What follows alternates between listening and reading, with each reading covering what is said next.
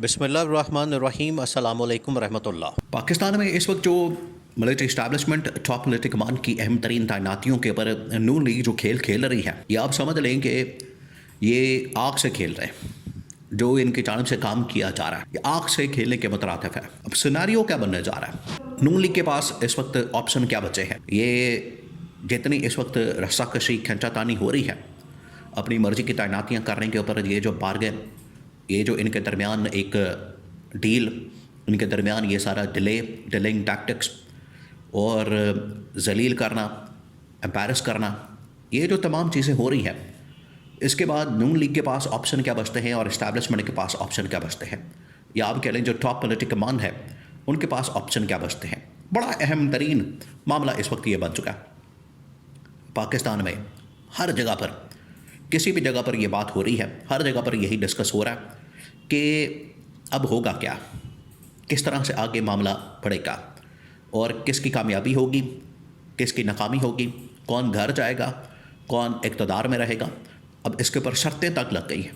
ये सूरत हाल बन गई है कि कौन CDF बनेगा, कौन आर्मी चीफ बनेगा, कौन डिप्टी आर्मी चीफ बनेगा, कौन नेशनल स्ट्रेटेजिक कमांड का सरबराह बनेगा, कौन DGISI बनेगा। ये इसके ऊपर अब बाकायदा तौर पर शर्तें लगना शुरू हो गई। सूरत हाल क्या है, ऑप्शन क्या है, ये सिनारियो देखें। अब बाकायदा सिचुएशन ये पैदा हो चुकी है कि 111 ब्रिगेड एक्टिव हो चुका है। किसी वक्त भी एक्टिव होके वज़ीर-ए-आज़म हाउस के अंदर आ सकता है, मेरे अजीज़ हमवतनों हो सकता है, मार्शल लॉ लग सकता है। ये ऑप्शन इस्टेब्लिशमेंट के बाद जब आप उनके साथ छेड़खानी करेंगे, छेड़छाड़ करेंगे, उनके साथ पंगा करेंगे, उनके साथ आप इस तरह की हरकतें करेंगे तो कुछ भी हो सकता है। तो ये मिलिट्री इस्टेब्लिशमेंट के पास ऑप्शन है। पहले नून लीग के ऑप्शन को समझें, फिर इसकी थोड़ी सी डिटेल। नून लीग के पास ऑप्शन ये देखिए, नून लीग ने ख़ास तौर पर नवाज शरीफ ने, पीछे तो असल में ये जो पूरी कहानी, पूरा ड्रामा, ये जो पूरा इस वक्त खियास और क्राइसिस और बहरान पैदा किया गया है, नवाज शरीफ इसका इंतज़ार कर रहा था। नवाज शरीफ ताक में बैठा हुआ था, पूरी ताक में। जिस तरह से आपको पता है शिकारी जो है वो शिकार की ताक में बैठा होता है, ये लगा के बैठा हुआ था कि वो दिन आएगा। उस दिन का इंतज़ार कर रहा था। उसको पता था ये पिछले 40-50 साल की जो सियासत है नवाज शरीफ की, वो इसी के गिर्द घूमती है। उसको पता है कि ये आर्मी चीफ की तैनाती ये कितनी इम्पॉर्टेंट है, कितनी अहम है, और इसी के ऊपर ये सारी बार्गेन करते हैं।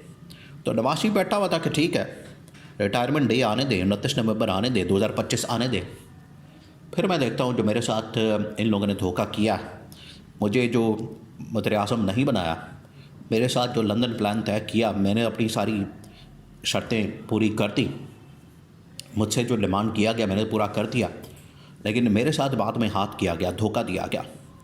तो अब नवाज शरीफ ताक लगा के बैठा हुआ था शिकार में, ताक में।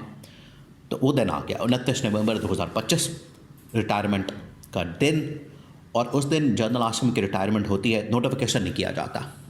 तो ये नवाज शरीफ के पास ऑप्शन थी, उसने कार्ड खेल दिया। पहला कार्ड उसने खेला कि नोटिफिकेशन जो है 28-29 नवंबर से पहले जारी नहीं होगा। ये पहला कार्ड कि मैंने क्राइसिस पैदा करना है, बहरान पैदा करना है, और उसमें से मैंने बार्गेन करना। ये था उसका पहला कार्ड। ये थी पहली ऑप्शन जो कि उसने इस्तेमाल की, पहला कार्ड खेला।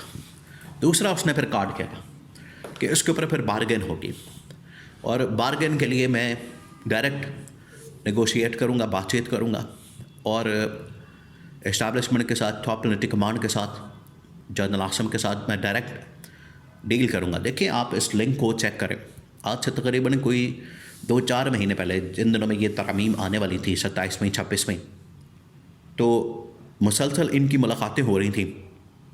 जिन दिनों में फील्ड मार्शल भी बना था जनरल आसिम ने, मरी के अंदर एक मुलाकात हुई, रिपोर्ट हुई, फिर रायबन के अंदर एक मुलाकात हुई, वो भी रिपोर्ट हुई। तो ये मुलाकातें किस मकसद के लिए हो रही थी? ये शरीफ ख़ानदान आपको पता है ये ट्रैप कर रहा था, ये प्यार से उन्हें ओहदे भी दे रहा था, नवाज भी रहा था, उनको हवा भी भर रहा था, तारीफ़ें भी कर रहा था, और ट्रैप भी कर रहा था कि एतमाद पहले पूरा भरपूर तरीके से हासिल कर लिया जाए और बाद में इसके ऊपर ये हथौड़ा मारा जाए। वो फिर इन्होंने ये मारा। तो पहला कार्ड जो इन्होंने खेला वो ये कि 29 नवंबर की रिटायरमेंट हो जाए, उसके बाद हम देखेंगे।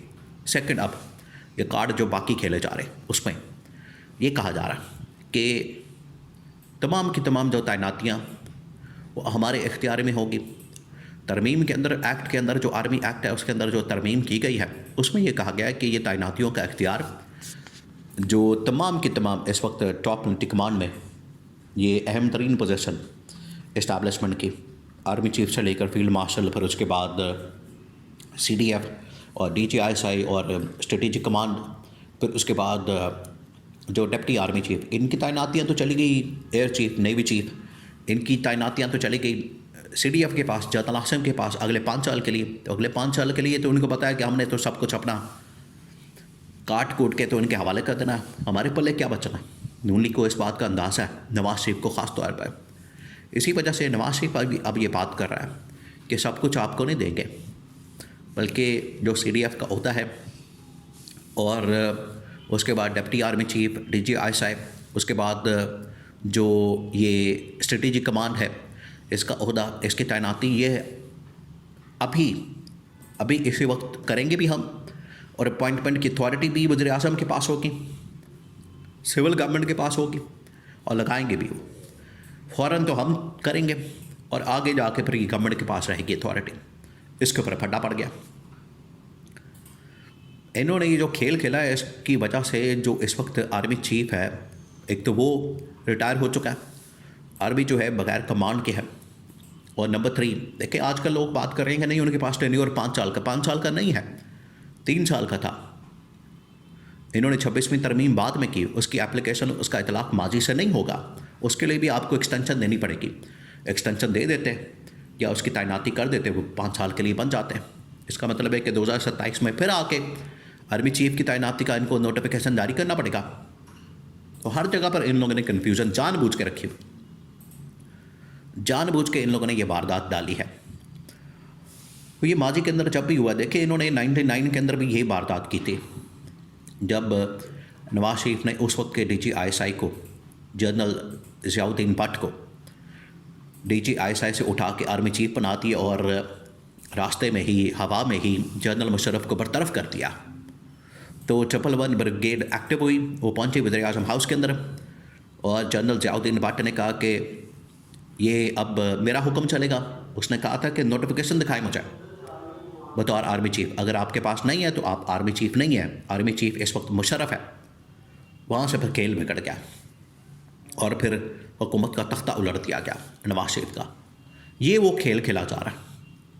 तो इसलिए अब इस्टेब्लिशमेंट के पास ऑप्शन ये आ गया, 111 ब्रिगेड किसी वक्त भी एक्टिव हो सकता है, गवर्नमेंट के ऊपर हमला हो सकता है, नवाज शरीफ के ऊपर, शहबाज शरीफ के ऊपर, और इनको घर भेजा जा सकता है। जो इन्होंने ये शुरुआत की है, अब इसका अंजाम, इख्तिताम इस्टेब्लिशमेंट करेगी।